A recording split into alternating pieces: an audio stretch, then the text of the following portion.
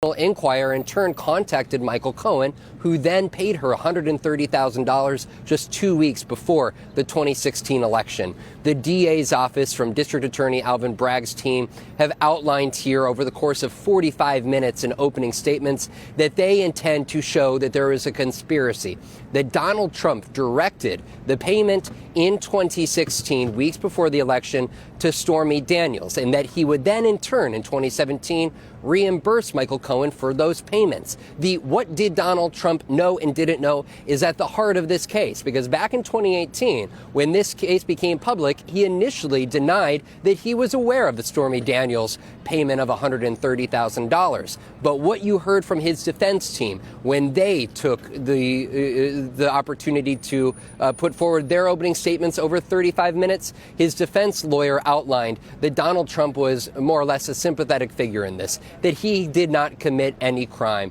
and that this was a matter of how bank records were filled out, that he compensated Michael Cohen as his personal lawyer, that it was not a repayment to cover up the Stormy Daniels story before the 2016 election, but he was simply paying him as his personal lawyer. He told the jury, this was Donald Trump's attorney, that they should ignore the testimony from the likes of Stormy Daniels when she takes the stand, saying you're going to hear salacious material about alleged affairs and an attempted hush money payment, but none of that matters, because at the heart of this is over financial records, and that Donald Trump was not the one that ultimately was responsible for those acts. And so this is going to be an intense 5 to 7 week trial here.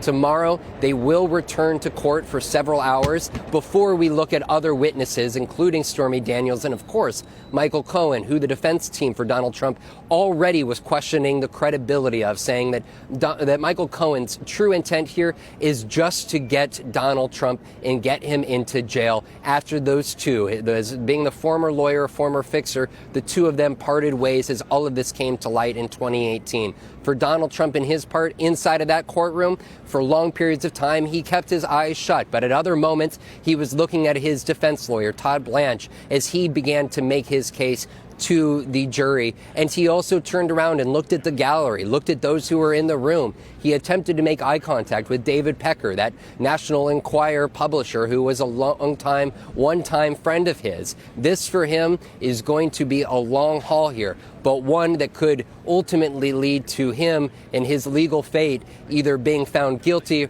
or found innocent, or the very real potential of a hung jury. But today, opening statements and the first witness to take a stand in what is a monumental first day for Donald Trump, the former president's criminal trial, Lester. Vaughn, did you hear anything from either side that suggests something new in how they want to frame this case for the jury? The question was about the evidence and testimony that the prosecution was going to be able to bring forward. Because if you just take David Pecker, that man who was at Trump Tower with Michael Cohen, with Donald Trump, the question was, what kind of testimony and evidence would he be able to provide? Because he has never done a public interview. He has never publicly discussed this. But what the prosecution outlined is that they have corroborating evidence through emails and text messages and phone calls. They even have, going back to October 26th of 2016, two phone calls that took place between Donald Trump and Michael Cohen, in which they allege that Michael Cohen, just after those phone calls, went to a bank, set up a bank account, and the following day wired $130,000 to Stormy Daniels. So the prosecution is making the case that this is more than just the testimony of Michael Cohen, but we have the records. Now the question is do they have enough to make Donald Trump the true criminal defendant here, as his defense team has made the case, Lester, that this was a matter of financing, and that those in the Trump organization who were responsible for keeping those financial records, it was incumbent on them on how those records were actually maintained, and that legal expenses, which is at the heart of the financial fraud allegations that are being made against Donald Trump here, that those denotations of legal expenses defenses were fair and just, because that is what Donald Trump thought that he was actually using Michael Cohen for, and that the idea of repaying him for hush money payment was not at the forefront of Donald Trump's mind while he was sitting in the Oval Office throughout the year of 2017. All right, Vaughn, I'm going to ask you to stand by. Let me bring in for more our senior Washington correspondent, Hallie Jackson, and NBC News legal analyst Danny Savalos. Good to have you both here. Hallie, first off, frame as you see what we've heard today. So a couple of things here. The prosecution is essentially looking to lay out the case, and you heard this come up a couple of times in the opening statements today, that this goes beyond simply what we all shorthanded as the hush money trial, that this was about election interference. They did something interesting. They took this phrase that in many ways the former president has co-opted since the 2020 election, this idea of election fraud, and they tried to flip it and use it against Donald Trump in these opening statements, describing what he did as illegal election fraud that he tried to cover up along with Michael Cohen and David Pecker, this, money to cover up an alleged sex scandal.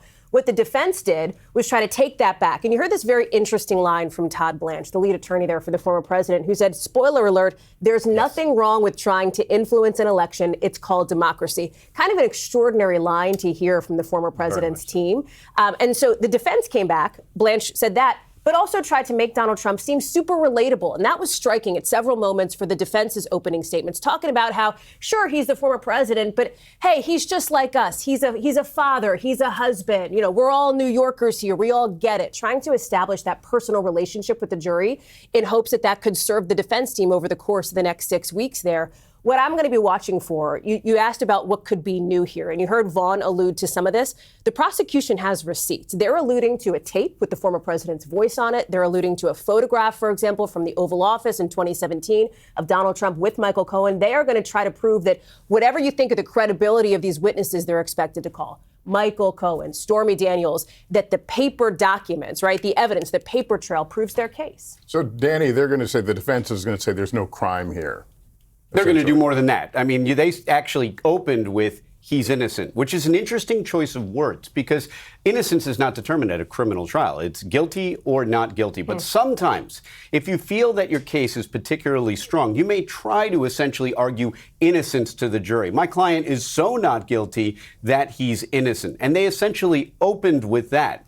We already got a preview and there were no surprises. They're going to point to Michael Cohen as somebody who is not credible. They're going to point to Stormy Daniels as someone who is not credible. Although you could argue that Stormy Daniels is almost not necessary as a witness in this case. Her involvement is kind of tangential. The affair itself is not critical to whether or not it actually happened for this case. So really what we got a preview of is exactly what we expected from the prosecution. They got out in front of what they consider their Michael Cohen issue, that he might have credibility issues. And by the way, in the spectrum of cooperating witnesses, Michael Cohen, who is not technically a cooperating witness, but he's probably on the low end of lack of credibility because most cooperating witnesses are brought in from the prison in shackles and they have tons of issues with credibility and criminality. But as the prosecution will say, as they always say, it's a standard line, we didn't choose this witness. The defendant chose this witness. But, as the openings come to a close, I think all eyes are on the star witness. And I don't think I mean Michael Cohen anymore. I think David Pecker is going to be a critical witness because, number one, he corroborates Michael Cohen, he establishes the alleged conspiracy, and he corroborates a lot of different documents that are going to support witnesses like Michael Cohen. The government, the prosecution, has a way of making Michael Cohen's lack of credibility a minimal issue, and it looks like they're going right in that direction. Prosecution made an effort to point out that David Pecker had brought a lawyer with him to the courtroom. Is there some strategy in that? No, not necessarily. I mean, what you want to do if you're the state and you have a cooperating witness, you don't want to look like you're too hand in hand with that witness, because I'll give you some of the standard lines as a defense attorney that you're going to hit that cooperating witness with, which is essentially frame them as doing anything and saying anything they can to please their captors. And their captors are the government who have offered them a deal. They've gotten hand in hand with the devil. They're too cozy with prosecutors. So this is a common theme when you're attacking cooperating witnesses or people who are testifying for the government. Ordinarily, they've gotten some kind of benefit. The state will have prepared their witnesses for this. They'll have an answer for that in cross-examination. But that's probably what you were seeing. I want to go back to Vaughn for a moment. Vaughn, we know the former president had mentioned a couple of times that he would testify. I assume that kind of decision officially is still weeks away. But what do we know about that? Right. Donald Trump's credibility, Lester, is going to be critical here for this jury when they're determining the extent to which he is guilty or innocent here. And you said 2 times now already in the last week, he has made clear that he would testify in his own defense. But there are numerous questions that Donald Trump has never publicly or privately, including inside of a courtroom, answered when it comes to the specifics of this case. And one of those comes down to the fact that in January of 2018, that is when the Wall Street Journal first reported about the Michael Cohen and Stormy Daniels $130,000 arrangement, more than a year into his presidency, January of 2018. When Donald Trump was first asked about it in April of 2018 on Air Force One, Hallie was covering his White House at the time.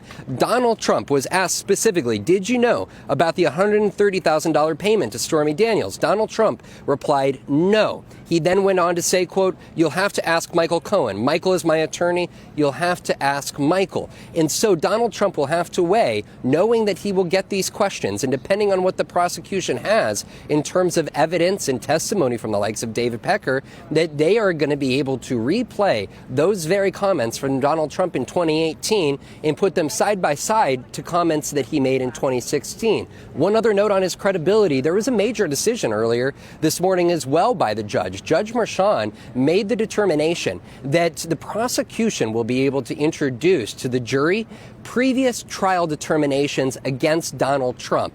Namely, 2 of those being in just the last year, the E. Jean Carroll defamation case, as well as the civil fraud trial in which Judge Engoron just earlier this year found that he and the Trump Organization had engaged repeatedly in financial fraud. Those cases, which the judge is going to allow the prosecution to bring forward in front of the jury, will allow them to tell the jury that Donald Trump's credibility and his penchant for lying and not being wholly truthful are going to be key to understanding that Donald Trump's defense and his legal team's defense are not all that credible when you look at him in the entirety of the last decade that started in August 2015 with that Trump Tower meeting, which Donald Trump has not publicly commented on, all the way into 2017 when David Pecker, the National Enquirer publisher, was invited to the White House for a dinner that the DA's office says was arranged for Donald Trump, the then president, to thank